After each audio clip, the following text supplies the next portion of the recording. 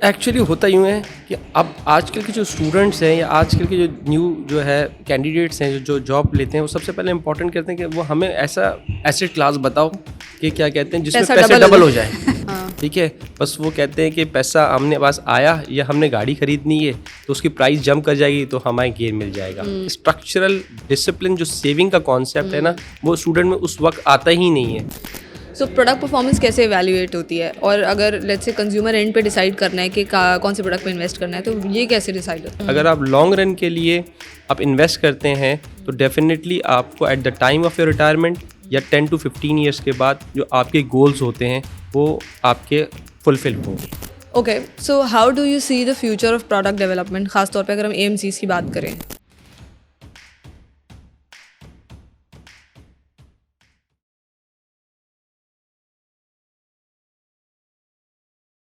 अस्सलाम वालेकुम संदीप, कैसे हैं आप? आप बताएं कैसे हैं आप, ठीक हैं? बिल्कुल ठीक। So we never understood about AMC की प्रोडक्ट डेवलपमेंट टीम करती क्या है, तो हमने सोचा इस बारे में पॉडकास्ट किया जाए। We should also learn and make other people learn कि किसी भी एएमसी में एक प्रोडक्ट डेवलपमेंट टीम का रोल क्या होता है। एएमसी के अंदर ना प्रोडक्ट डेवलपमेंट के जो है ना बहुत सारे जो है ना पार्ट्स होते हैं। ठीक है, कि प्रोडक्ट डेवलपमेंट बेसिकली किस तरीके से काम किया करता है और उसकी क्या नेचर, बेसिकली उसका काम का जॉब क्या है।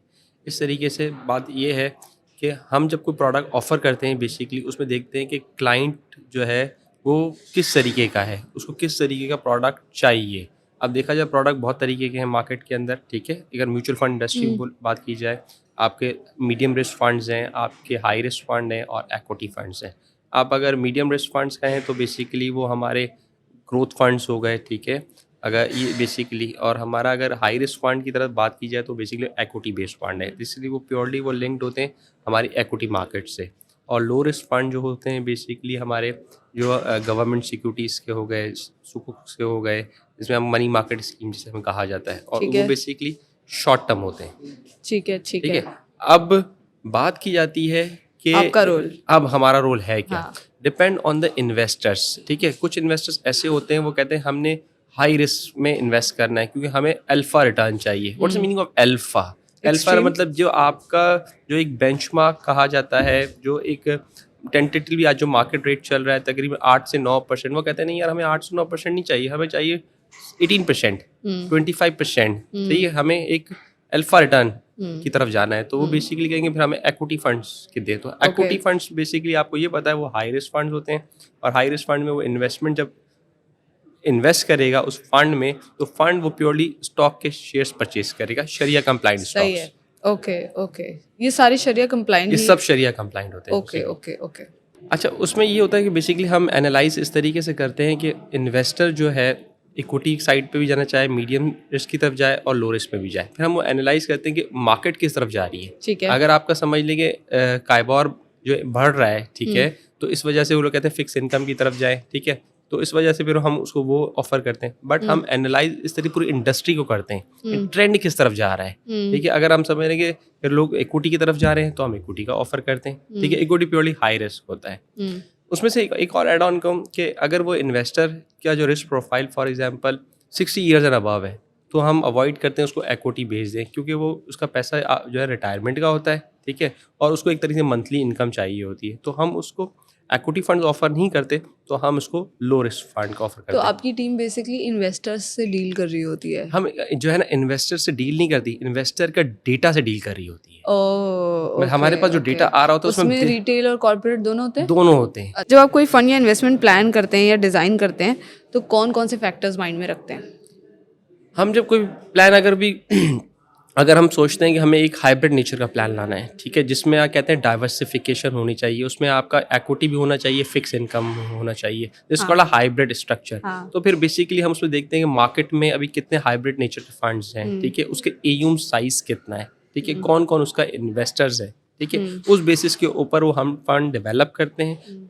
फंड की एक होती है ISP, इन्वेस्टमेंट पॉलिसी स्टेटमेंट, वो हमने ड्राइव की। ठीक है, उसके बाद रेगुलेटर से अप्रूव करवाना होता है पूरा डॉक्यूमेंट। उसमें ट्रस्ट डीड हो गया, हमारा ऑफरिंग डॉक्यूमेंट हो गया।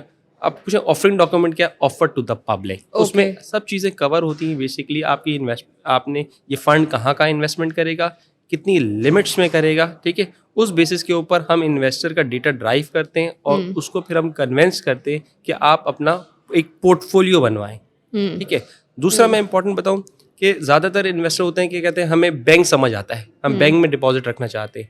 ज़्यादातर जो बैंक में आपके सेविंग्स अकाउंट्स होते हैं, ठीक है, उसका रिटर्न वही होता है जो आपका कायबॉर और जो बेंचमार्क का बेसिकली रिटर्न है। तो हम उनको सजेस्ट करते हैं कि म्यूचुअल फंड्स में आए, ठीक है। Mutual fund is a long term investment, ठीक है। और उसको हम एक पोर्टफोलियो बताते हैं कि आप अगर फॉर एग्जाम्पल आपके 100 रुपीज़ हैं, ठीक है, तो 30% आप इक्विटी की तरफ जाएँ, 30% आप क्या कहते हैं लो रिस्क फंड में जाएं, 30 to 40% आप जो है वो मीडियम रिस्क में जाएं। तो एक कॉम्बिनेशन हम एक तरीके से ना हम उनको प्रोवाइड करते हैं, जैसे कॉम्बिनेशन कहें या डाइवर्सिफिकेशन कहें।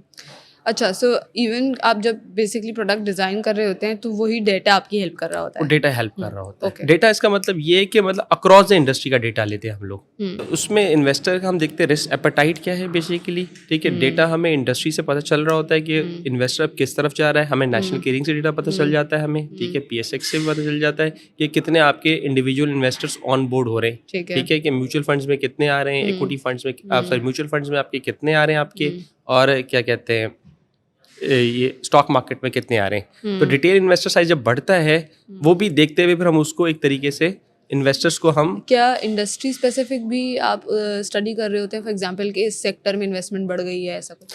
हाँ, इस सेक्टर ये हम देखते हैं, ये भी सेक्टर वाइज भी आप लोग हम कर रहे होते सेक्टर वाइज भी हम देख रहे होते हैं कि फॉर एग्जांपल अगर आपको मैं 3 साल पहले की एग्जांपल बताऊं, ठीक है, एक रियल एग्जांपल कि मनी मार्केट में लोग ज़्यादा इन्वेस्टमेंट करते थे, शरिया कंप्लाइंट मनी मार्केट फंड्स में, क्योंकि उसका आप समझ लें कि उसका रिटर्न अराउंड 20 से 21% का रिटर्न था, ठीक है। तो इक्विटी फंड इतना रिटर्न नहीं पास ऑन कर पा रहा था, ठीक है।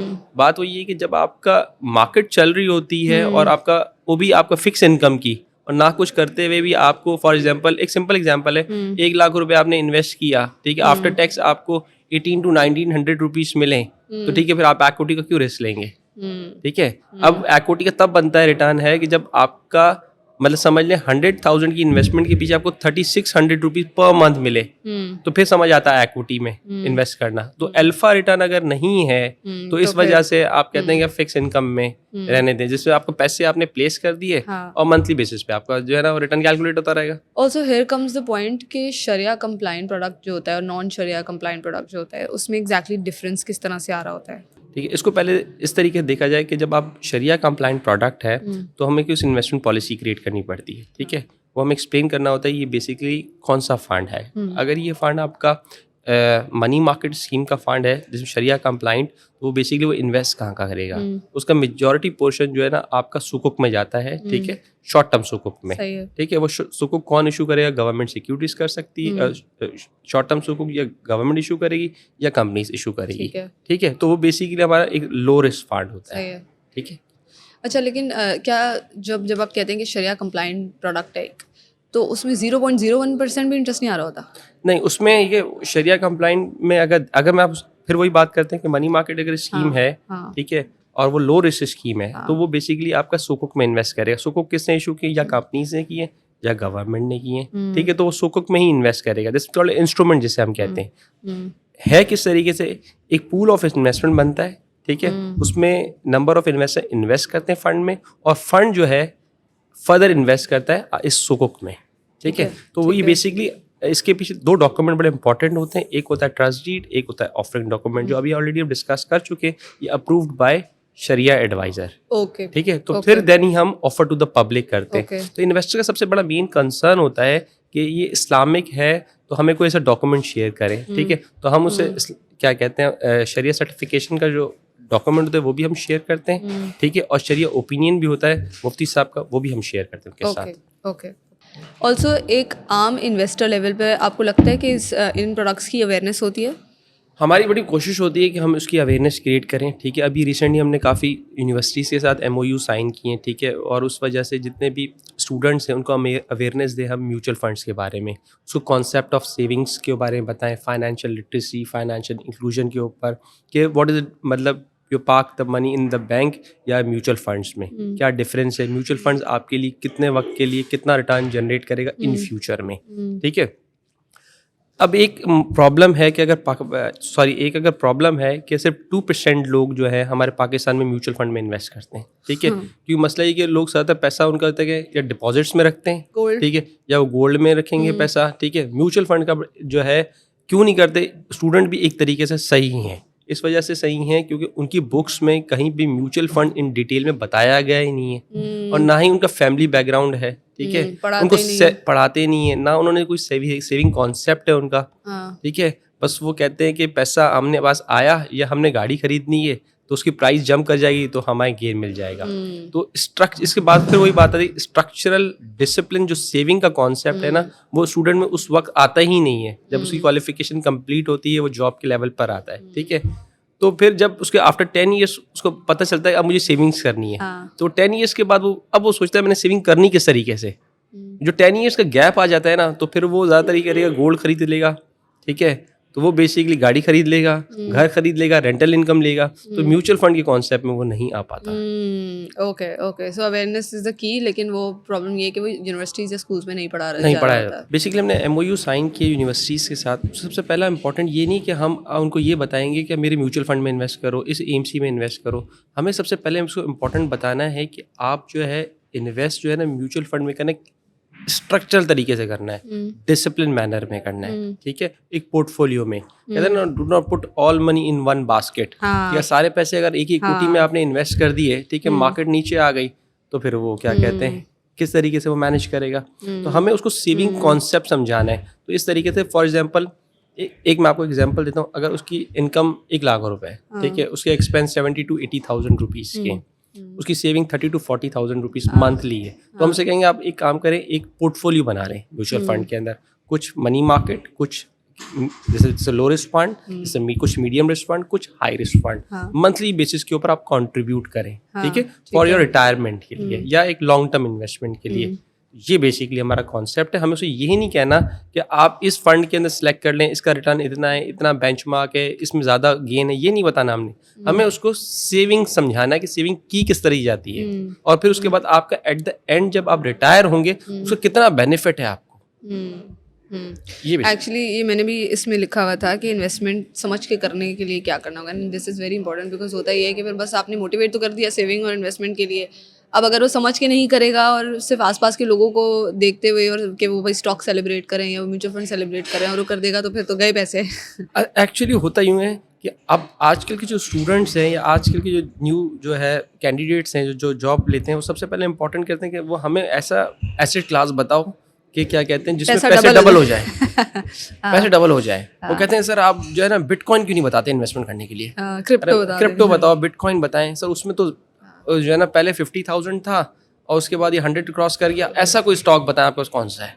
तो मैंने कहा देखिए वो अलग थीम के ऊपर है, ठीक है, पाकिस्तान में वो अलाउ नहीं है, ठीक है। हम कहते हैं आपको अगर इस तरीके का अल्फा रिटर्न चाहिए, एक हाई रिटर्न चाहिए, तो फिर आपको इस इक्विटी मार्केट में इन्वेस्ट करना होगा। बट ये नहीं कि एक वक्त सारे पैसे आपने फिक्स कर दिए, आपने ग्रेजुअली ये, ठीक है, स्ट्रक्चर और डिसिप्लिन मैनर में, ठीक है। अगर मैंने वही आपको एक फिर से एग्जांपल दूं कि अगर आपके पास एक सेविंग एक रिटर्न अमाउंट की है तो उसका 10 to 20% आपका हाई रिस्क में होना चाहिए, एवरी मंथ कंट्रीब्यूट करें टिल योर 10 to 15 ईयर्स की रिटायरमेंट तक। सो प्रोडक्ट परफॉर्मेंस कैसे इवैल्यूएट होती है, और अगर लेट्स से कंज्यूमर एंड पे डिसाइड करना है कि कौन से प्रोडक्ट पे इन्वेस्ट करना है, तो ये कैसे डिसाइड होता है? सबसे बड़ा इंपॉर्टेंट है कि जो आप फॉर एग्जांपल एक प्रोडक्ट अब मार्केट में जो चीज़ हमारे पास नहीं होती है, कुछ AMC के पास ऐसा प्रोडक्ट है जो हमारे पास नहीं है, तो सबसे पहले है कि हम उसको गैप को आइडेंटिफाई करते हैं, ठीक है, ये प्रोडक्ट अपनी जॉब है, और फिर हम उसको कहते हैं कि ये प्रोडक्ट भी हमारे बास्केट में होना चाहिए, ओके, ठीक है। जब उसको बास्केट में ले आते हैं तो डिपेंड उसमें बहुत सारे हैं मार्केट, इस वजह से क्यों लाना चाहते हैं, सबसे वाई, अगर डिफरेंट AMCs करें हम क्यों ले आना चाह रहे हैं, तो हमें उसको बताना पड़ता है, बेसिकली उसको एनालिसिस करना होता है, उसके नंबर ऑफ इन्वेस्टर्स कितने हैं, उसका AUM साइज कितना है, तो फिर हम उस प्रोडक्ट को अप्रूव करवाते हैं और उसको लॉन्चिंग फेज की तरफ जाते हैं, ओके, ठीक है। तो अब बात है कि इस प्रोडक्ट में बेनिफिट्स क्या हैं, ग्रोथ किस तरीके से है, डिपेंड। जब वो फंड एक पूल ऑफ इन्वेस्टमेंट बन जाती है फिर वो मार्केट में इन्वेस्ट किया जाता है, ठीक है। जब मार्केट में वो इन्वेस्ट होता है तो फिर अब सबसे पहले इंपॉर्टेंट बात ये होती है कि ये प्रोडक्ट हमारे पास है, ये प्रोडक्ट हमारे पास है, ये प्रोडक्ट उनके पास भी है, उसका रिटर्न 15% है, मेरा रिटर्न जो है 13% है, ठीक है। तो बात की जाएगी बेंचमार्क कितना है हमारा, तो उसके ऊपर बात की जाती है। डिपेंड ऑन द क्या कहते हैं फंड मैनेजर है उसको किस तरीके से मैनेज कर रहा है। कोई वही प्रोडक्ट एक और AMC के पास है वो 20% के ऊपर है, वही सेम प्रोडक्ट डिफरेंट AMC के पास है इसका 10% है, ठीक है। तो उसको बेसिस के ऊपर देखते हुए हम एक तरीके से वो क्या कहते हैं यूनिट होल्डर को कह देंगे आप इस प्रोडक्ट में अगर इन्वेस्ट कर रहे हैं तो डेफिनेटली आपको जो है ना आपका जो बेंचमार्क्स है ना आपको ऊपर ही रिटर्न पास ऑन होगा। अच्छा, ठीक है, okay. Okay, so how do you see the future of product development, खास तौर पे अगर हम एएमसीज की बात करें? अब फ्यूचर और प्रोडक्ट डेवलपमेंट ऐसे है कि बेसिकली हमारी कोशिश ये होती है कि हम न्यू से न्यू प्रोडक्ट ऑफर करें, ठीक है, बट डिपेंड ऑन द आपका इन्वेस्टर, क्या इन्वेस्टर आपका एज ब्रैकेट में 25 to 35 की एज में 25 to 35 की एज में है, अगर उसके पास एक सफिशिएंट कैश है तो फिर हम समझते हैं कि ऐसा प्रोडक्ट ऑफर किया जाए जिसमें आपका रिटर्न जो है ना अल्फा होना चाहिए, मतलब दैट्स मीन आपका जो है वो K+5 हो या K+10 होना चाहिए, ठीक है। बट जब आप नए तरीके के प्रोडक्ट ऑफर करते हैं उसमें हाई रिस्क भी होता है और हाई रिटर्न भी होता है बेसिकली। जैसे अभी रिसेंटली आपको बताऊँ, अभी डिस्कशन चल रही थी इंफ्रास्ट्रक्चर फंड्स के हवाले से, ठीक है। इंफ्रास्ट्रक्चर जैसे गवर्नमेंट फंड्स हो गए, ठीक है, गवर्नमेंट एंटिटीज़ के बेसिकली वो एक सुकुक्स हैं, ठीक है, उसमें हम इन्वेस्ट कर सकते हैं, वो पूरा लॉन्ग टर्म के लिए, मतलब मोर देन 10 ईयर 15 ईयर्स। हम समझते हैं उससे रिटर्न्स उसके बहुत अच्छे होंगे, बट आपको जो सेविंग्स करनी होगी एक लॉन्ग टर्म के लिए करनी पड़ेगी, ठीक है, to get the better returns. सही है, ओके।